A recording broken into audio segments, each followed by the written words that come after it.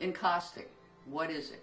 In the short film that follows, I'll give you a brief history of the medium, some of the tools and techniques that are used, and also how I go about creating my own paintings. The word encaustic comes from the Greek to burn in, and it refers to the process of fusing the paint. Encaustic is composed of beeswax, Demarrow resin, and pure pigments. Encaustic paint is applied heated or molten to an absorbent surface, and it is then fused or refused to create a variety of effects. Once the surface is cooled, the paint has reached a permanent finish. This painting can be reworked with heat at any time, minutes or even years later. Encaustic painting was originally developed by the ancient Greek shipbuilders who used hot wax to fill in the cracks of their ships. Soon they added a little color and thus began the painting of encaustic. The technique was also used in the famed mummy portraits from Egypt.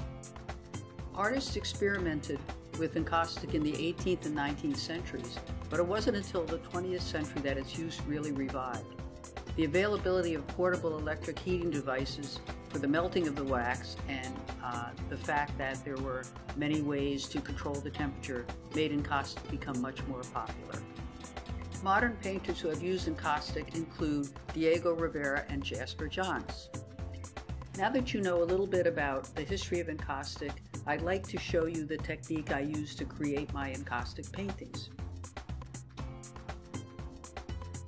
Very often I will tape the edges. This helps to keep them clean and keeps any excess medium from spilling over. This is especially important if you would like to paint the edges once you're finished with your painting.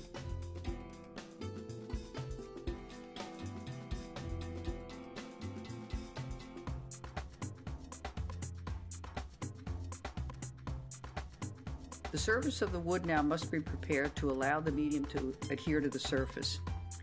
Some people use encaustic gesso if the surface is to be white.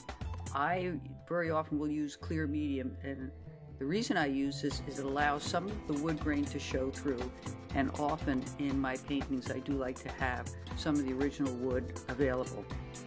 The medium is applied with a brush or it can be poured, and the best thing is to have it very even and fairly thick. You want it to have a lot of surface so that at some point if you want to scratch into it or remove some of the surface, you can do that.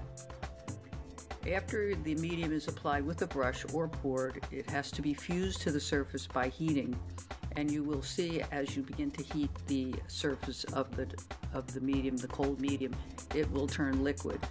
Once it's liquid, it will be adhering to the surface of your support, and at this point you want to make sure that you get it smooth if you want to, or if you'd rather, you can leave a lot of texture, and this is where you can start building up your texture. It's very important if you do want to keep it smooth to make sure that you heat very evenly.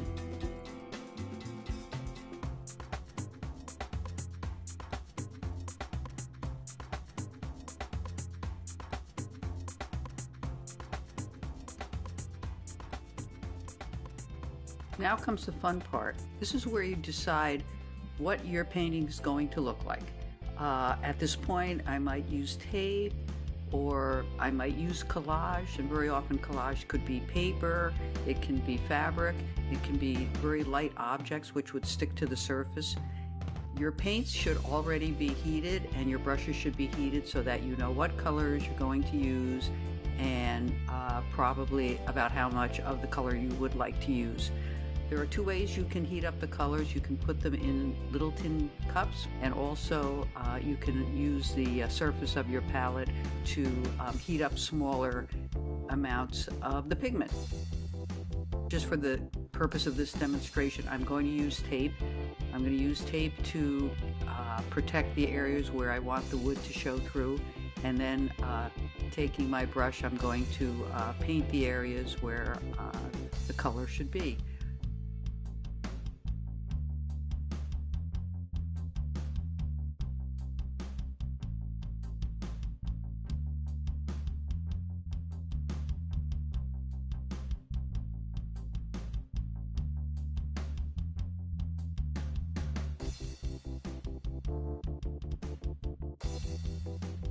The nice thing about Encaustic is you can add color over color, and the colors stay very true. They don't get muddy like many other mediums would get muddy.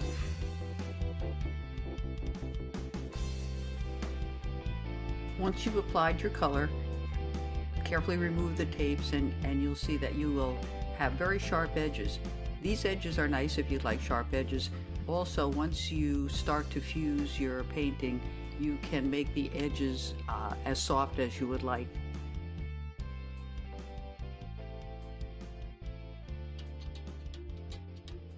When you've completed all the layers, when the colors and the design of your painting is just the way you would like, it's time to start to think about your transfer. And the best thing to do is to let the entire medium and all of the support and the painting cool down so that you're ready to start the next step. Now that we've completed our basic painting, it's time for us to consider a transfer. Being a graphic designer, I like to use the computer as the means to make the transfer. It's very important that when I do use the computer that I print it out on a laser printer. You cannot use a dot matrix printer with the type of transfer I'm going to use, which is called the wet transfer. So at this point, make sure that whatever you're using is the reverse of how you want your transfer to show up on your painting. And with that, we're ready to begin our transfer. I like to lay my transfer, the one that I'm going to use, very carefully, exactly in place on my painting. Then I cover it with a sheet of wax paper. Now I'm going to take a burnishing tool and start to very carefully and very firmly burnish the entire paper onto my painting. At this point, you can't burnish too hard or too long. You can burnish too hard if you start to dent the surface of the painting, but otherwise you have to have fairly good pressure on the paper to have the transfer occur.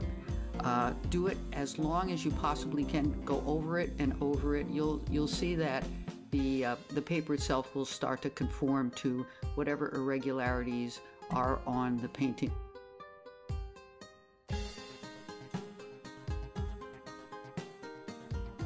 Once you feel you've burnished just as long as you can and you feel like your paper is definitely adhering to the painting, start adding tiny bits of water to the paper, and then put the wax paper back over the paper and continue to burnish until you start to see the paper begin to disintegrate.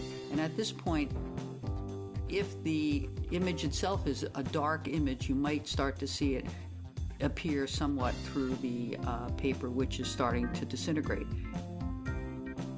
Continue doing this, continue adding more water, continue your burnishing, and when you can't add any more water and when the paper is pretty much disintegrated, you can stop using water and you can use your finger to rub off all the remaining paper.